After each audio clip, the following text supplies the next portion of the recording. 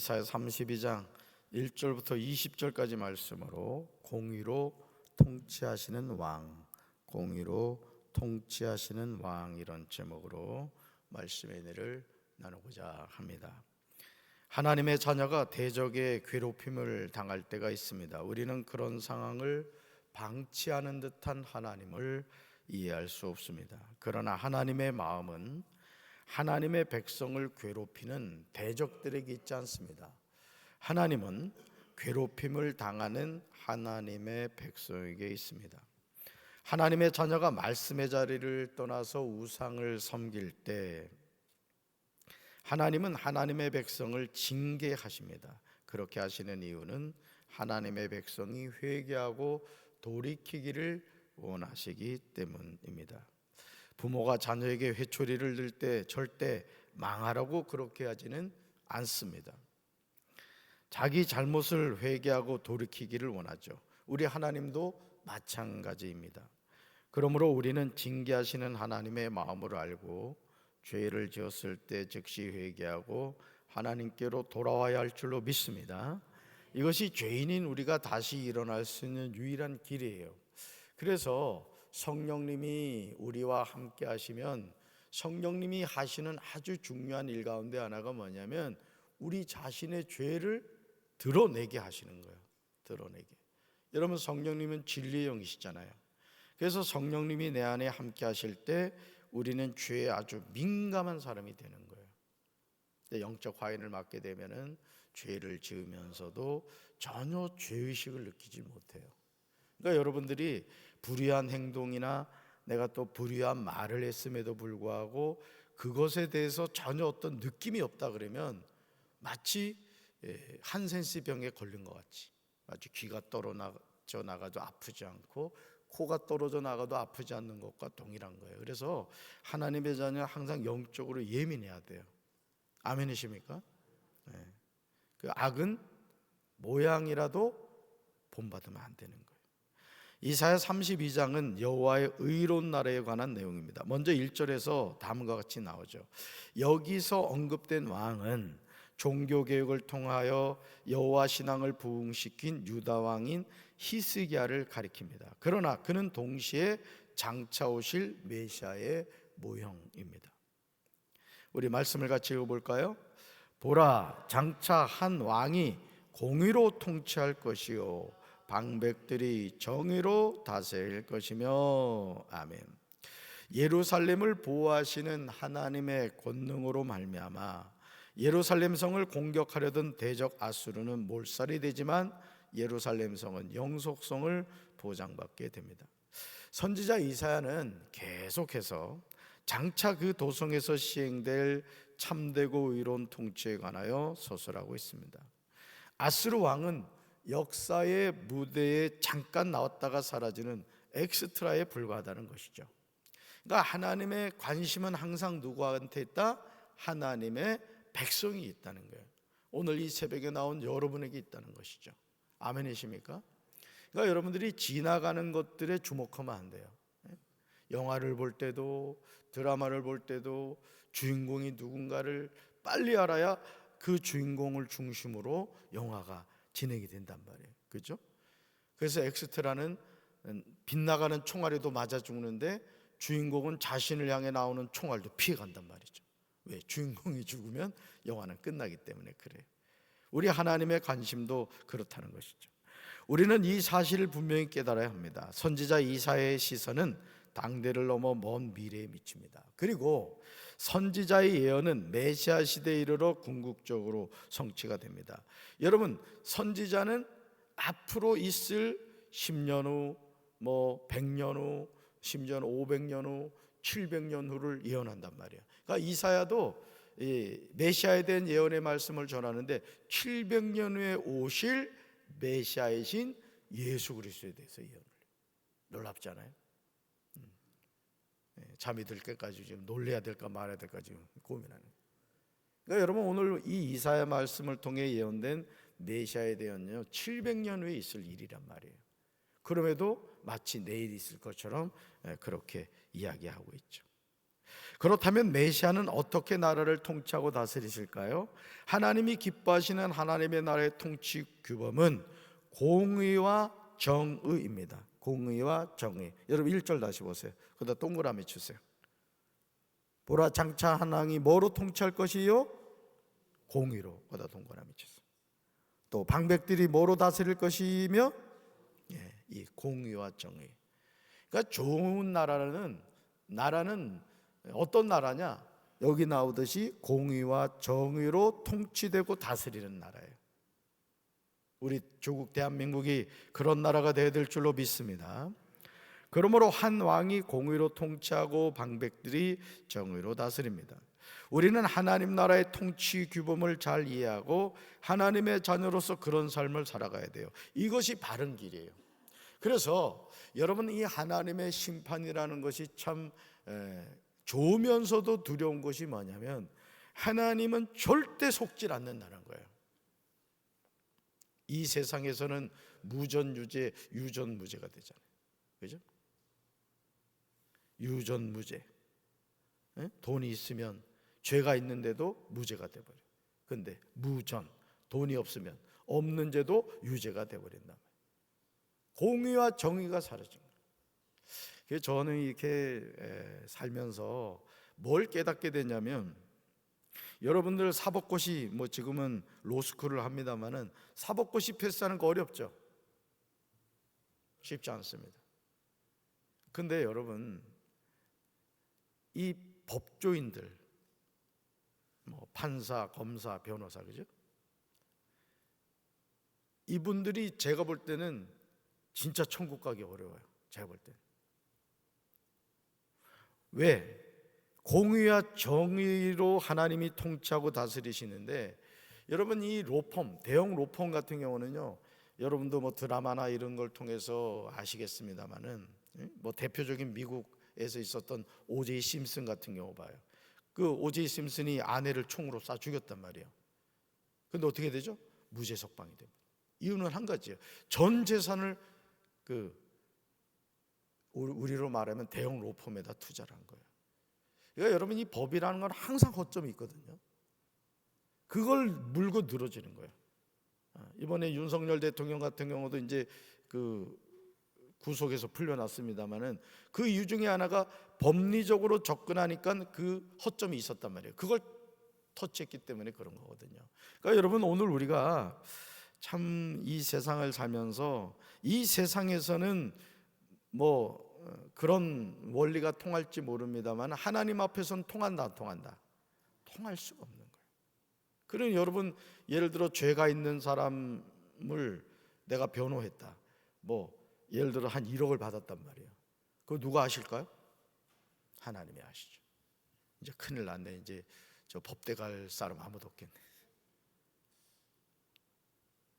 이사야 32장 2절에서 악한 정부와 선한 정부의 통치가 무엇이 다른가를 알게 돼요. 한번 잘 보실까요? 말씀 같이 읽습니다. 통치자마다 바람을 피하는 것 같겠고 폭풍우 속의 피난처 같을 것이다.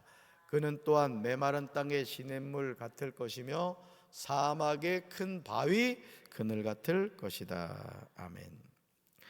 악한 정부의 통치가 백성을 괴롭히는 광풍과 폭우와 마른 땅과 곤비한 땅과 같다면, 선한 정부의 통치는 그것들로부터 백성이 피하는 곳이 되고 백성을 가리는 곳이 되어주며 백성에게 큰 바위 그늘과 같다는 거예요. 이런 정부가 되어 백성을 지켜줘야 되는 거예요. 우리 교회, 우리 나라가 그런 나라가 되어야 될 줄로 믿습니다. 약자가 보호받는 나라가 돼야 돼요. 가난하다고 해서 무시당하는 그런 나라가 아니라. 여러분, 사실은 그 어떤 법적인 문제가 생겨가지고 말이죠, 그 뭐라 그래? 그 국가에서 이렇게 해주는 변호사를 뭐라 그래? 국변? 여러분, 그 사람들 변호 제대로 안 해주거든요. 그냥 그 수임료, 그 국가에서 얼마 주는 그거 받으려고 하는 거야. 이게 참 안타까운 현실입니다. 기도해야 돼요, 진짜. 아멘. 우리나라가 정말 여기 1절에 나오듯이 공의로 통치되는 나라, 정의로 다스려지는 나라가 돼야 돼요. 그렇게 돼야 됩니다. 이사야 32장 3절과 4절에서 선지자 이사야는 예언하고 있어요. 우리 현대인의 성경으로 한번 읽어봅니다. 그때 이스라엘 사람들은 하나님을 보는 눈이 열리고 그의 음성을 듣게 될 것이며 성급한 자들도 진리를 깨달을 것이며 말을 더듬는 자들도 분명하게 말할 것이다. 아멘. 사랑하는 성도 여러분, 이스라엘 사람들이 하나님을 보는 눈이 열리듯이 이런 은혜가 우리에게 있어야 될 줄로 믿습니다. 눈먼 시각장애인이 되면 안 되는 거예요. 그러니까 신앙생활 하면서도 이 영의 눈이 열려야 되는 거예요. 영의 눈이. 아멘이십니까? 네. 그러니까 진짜 그리스도인이 있고 가짜 그리스도인이 있는 거예요. 진짜 목사가 있고 가짜 목사가 있는 거예요. 뭔 차일까요? 열려야 되는 거예요. 영의 눈이. 아멘. 하나님의 음성을 듣는 귀가 열려야 돼요. 귀가 먹으면 안 된다고요. 영적 귀가 먹으면 안 돼요. 강단에서 하나님의 말씀이 선포되는데도 그게 안 들리더라고요. 제가 홍성에서 제가 목회하면서 이래 보니까 못 들어. 그때 사무엘 상하 말씀을 이렇게 나누었거든요. 거기 보면 계속 다윗이 사울 왕을 죽일 수 있는 그런 기회가 있었어요. 그때 다시 뭐라 그러죠? 여호와의 기름 부으심 받은 자를 손대면 안 된다. 부하들이 죽여주겠다 하는데도 안 된다. 손대지 말아라. 그 사울 왕의 옷자락 벤 것 때문에 하나님 앞에 회개하잖아요. 그러니까 여러분, 오늘 우리가요 참 이게 심각합니다. 교회마다 참 이 교회가 평안해야 되는데 평안하지 못한 교회가 너무 많아요. 아멘. 평안을 깨뜨리면 안 돼요. 여러분, 가정도요 평안이 깨지면요 그 가정 행복한 가정이 아니잖아요. 그죠?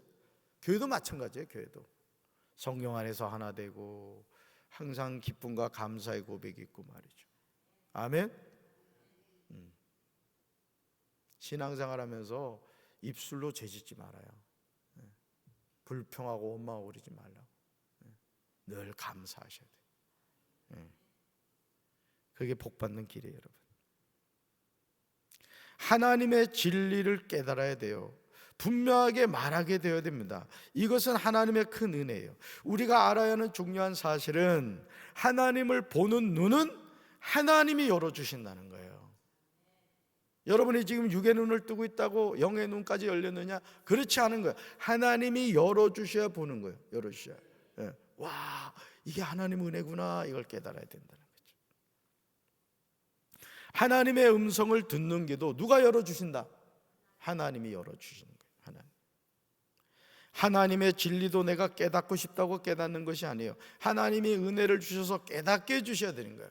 그러니까 우리는 다 하나님께로부터 받아서 사는 존재예요. 받아서. 하늘에 비도 내려주셔야 되는 거예요. 눈도 내려주셔야 되고 햇빛도 비춰주셔야 되는 거예요. 다 받아서 사는 거예요. 받아서. 그래서 여러분, 새싹들이 항상 하늘을 향해서 두 팔을 벌리잖아요. 주여 은혜를 베풀어 주시옵소서. 영의 눈이 안 열리니까 안 보이는 거야. 새싹이 이렇게 딱 나오면 어떻게 돼요? 그죠? 입이 탁 벌어져 이렇게 돼 있잖아요. 이렇게 은혜 달라는 거예요. 은혜. 그러니까 앞으로 우리 남자들은 가르막 탈 때도 가운데 가르마를 타서 쫙 열어놓으라. 은혜 주시오. 우리 여성분들도 마찬가지. 은혜 주실 줄로 믿습니다. 이사야 32장 5절과 6절에서 선지자 이사야는 앞으로 있을 일에 관하여 계속해서 예언해요. 아무도 어리석은 사람을 더 이상 고상한 사람이라 부르지 않아요. 간교한 사람을 존귀한 사람이라고 말하지 않습니다. 어리석은 사람은 어리석은 말을 해요. 그 마음으로 악을 좋아하여 불경건한 일을 합니다. 하나님께 함부로 말해요. 굶주린 사람에게 먹거리를 주지 않아요. 목마른 사람에게 마실 물을 주지 않아요. 사랑하는 성도들, 오늘 우리에게 이런 영적인 분별력이 필요할 줄로 믿습니다. 어리석은 사람을 고상한 사람이라고 부르고 있잖아요. 간교한 사람을 존귀한 사람이라고 말하고 있지 않습니까? 선지자 이사야가 예언하고 있듯이 어리석은 사람은 어리석은 말을 합니다. 심지어 그 마음으로 악을 좋아해요. 불경건한 일을 합니다. 여러분들이 금묵자학이란 말 있잖아요, 그죠? 먹을 가까이 하면 검게 된다.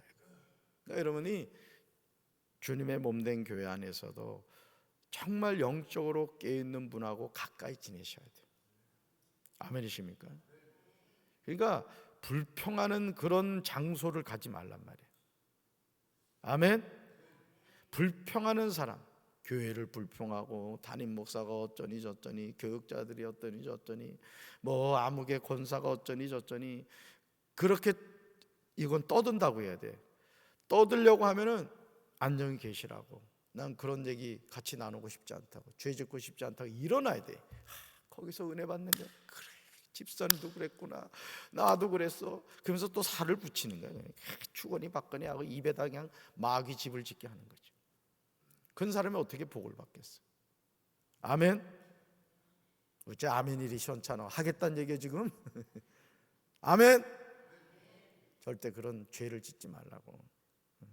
다 들려와 담임 목사한테. 안 들려올 것 같지? 어디서 모여가지고 뭐라고 떠들었다는 게 다 들려온다고. 내가 좀 뽑아내 볼까? 응? 주일날 장로부터 해서 짝짝 뽑아내 볼까요? 인생 그렇게 살지 말라고? 그러지 말아요, 절대. 담임 목사는 성도들이 복 받는 길을 알려주는 거야. 그게 담임 목사가 해야 될 일이라고. 할렐루야. 여러분, 더욱 놀라운 사실은요, 하나님께 함부로 말해요. 오늘 이런 목회자들이 얼마나 많습니까? 이런 성도들이 얼마나 많아요. 이제 우리는 구별된 말을 사용해야 될 줄로 믿습니다. 굶주린 사람에게 먹거리를 주는 사람이 돼야 돼요. 목마른 사람에게 마실 물을 줘야 돼요. 우리 교회가 그런 교회가 돼야 될 줄로 믿습니다. 나는 우리 성도들이 하나님께 복받아서 말이죠, 굶주린 사람에게 말이죠, 먹을 것을 주고 목마른 자에게 마실 물을 주는 성도들이 되기를 주님의 이름으로 축원합니다. 내가 사는 마을 지역에 말이죠, 어려운 사람이 있으면 말이죠, 연탄 말이야 한 500장 1000장씩 말이야 탁탁 사주는 성도, 얼마나 멋있어. 그냥 그런 축복을 받으시라고요. 이사야는요 7절에서 이렇게 말해요. 7절 보세요. 7절. 악한 사람은 악을 도구처럼 이용하며 그는 가난한 사람의 물건을 빼앗을 궁리를 하고 그들에게 거짓말을 하여 망하게 한다고 합니다. 어리석은 자는 하나님의 말씀에 불순종함으로 죄악을 짓습니다. 그 다음에는 동료 인간들에 대하여 악행을 저지른다는 거예요. 하나님을 부정하고 죄악을 밥 먹듯이 짓습니다. 여기 나와야 되는데 방송실. 하나님을 부정하고 죄악을 밥 먹듯이 지어요. 이사야 32장 8절에서 선지자 이사야는 우리에게 이렇게 전하죠. 같이 읽습니다. 존귀한 자는 존귀한 일을 계획하나니 그는 항상 존귀한 일에 서리라. 아멘. 암송하셔야 될 말씀. 존귀한 자는 존귀한 일을 계획한다. 그러니까 여러분, 이 마음씀이 참 중요한 겁니다. 마음씀이. 그러니까 이 교회에서도 이렇게 헌신하는 분들을 제가 이렇게 살펴보면요, 이 마음이 예뻐요. 마음이 예뻐. 며칠 전에도 막 그 바람이 많이 부른 적이 있었어요. 그러면 담임 목사는 항상 이 교회를 살피게 되잖아요. 그래서 비전센터에서 이렇게 그 걱정이 돼가지고 그 MIF 사무실에서 교회를 쭉 이렇게 보이는 영역이 있거든요. 그때 우리 박강원 원사님이 큰 바람이 부는데 말이죠, 빗자루하고 쓰레받기 가져와가지고 그 여기 인조잔디 있는데 그걸 일일이 다 쓰는 거예요. 그걸 보는 순간 제 마음이 얼마나 기쁜지. 교회는 그런 성도들이 가득 차야 되는 거예요. 화장실 청소하는 분이 우연히 담임 목사 눈에 보이는, 언젠가 우리 최정환 권사님 화장실 청소하는 모습을 제가 봤다. 그런 성도들이 있는 교회가 좋은 교회입니다. 아멘이십니까? 그 한 사람이 되시길 바라요. 그 한 사람이 교회 와서 또 조용히 기도하시는 분, 그런 모습을 지켜볼 때요, 담임 목사 마음이 흐뭇하면 우리 하나님의 마음은 말할 것도 없죠. 얼마나 하나님이 기쁘시겠어요.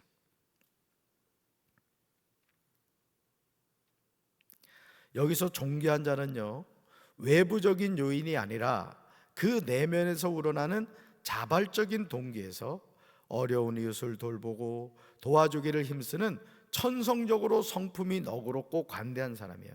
그러니까 여러분이 이 마음을 잘 관리하시라고. 마음을 좋은 사람이 되셔야 돼요. 착하고 선한 사람이 되셔야 된다고. 마음에 악한 것을 품지 말라고요. 마귀가 좋아하는 거 아시잖아요? 그런 짓 하지 말라는 거예요. 그런 거. 그러므로 하나님의 자녀는 존귀한 자가 되어야 될 줄로 믿습니다. 여러분, 존귀한 사람은 어떤 일을 계획한다고요? 존귀한 일을 계획해요. 그 고귀한 뜻을 펼치며 삽니다. 우리는 매일 이런 삶을 살아야 되는 거예요. 이런 삶을. 우리 김병철 장로님 장례를 어제 교회 묘지에 모셨습니다마는, 우리 장로님 기도하시는 그 내용을 통해서 장로님의 생애가 쫙 파노라마처럼 나오는 거예요. 여러분, 사실 장로님이 이렇게 본인이 섬기던 교회를 떠나서 다른 교회에 등록하고 다닌다는 게 쉽지가 않아요. 목사도 그렇습니다, 사실. 근데 우리 교회에 계시는 동안 참 묵묵히 참 본을 보이는 그런 삶을 사셨죠. 이사야 32장 15절에서 이사야는요, 이렇게 예언을 하죠. 같이 읽어볼까요? 마침내 위에서부터 영을 우리에게 부어주시리니 광야가 아름다운 밭이 되며 아름다운 밭을 숲으로 여기게 되리라. 아멘. 살아계신 하나님은 성령을 부어주셔서 백성들의 마음을 획기적으로 변화시켜 준다는 거예요. 거다 비추고세요. 마침내 위에서부터 영을 우리에게 부어주시리니. 이 은혜가 있어야 될 줄로 믿습니다. 영을 부어주신단 말이에요. 그러니까 하나님의 자녀는 받아서 사는 거예요. 받아서. 은혜도 받아야 되고요, 축복도 받아야 되고요, 능력도 받아야 되고요, 여호와를 아는 지식도 받아야 되는 거고요. 다 받아야 되는 거예요. 받아야 되는 거예요. 이러한 하나님의 특별한 개입이 우리 삶에 있어야 될 줄로 믿습니다. 영을 부어주시는 역사는 하나님의 왕권 확립과 밀접한 관련이 있어요. 여러분, 영을 부어주신다는 것은 누가 우리에게 임한다는 얘기예요? 하나님이 임하신다는 얘기라고요. 성령이 임하신다는 얘기라고요. 예수의 영이 임한다는 거예요. 예수의 영이. 여러분, 왜 가끔 영화에나 이럴 때 보면 실제 또 그렇다 그래요. 이제 어떤 분이 교통사고로 이제 죽게 된 거예요. 그래서 이 심장을 이식받는 경우가 있어요. 심장을. 그런데 이분이 심장을 이식받고부터 이 마음이 바뀌어버린 거예요. 마음이.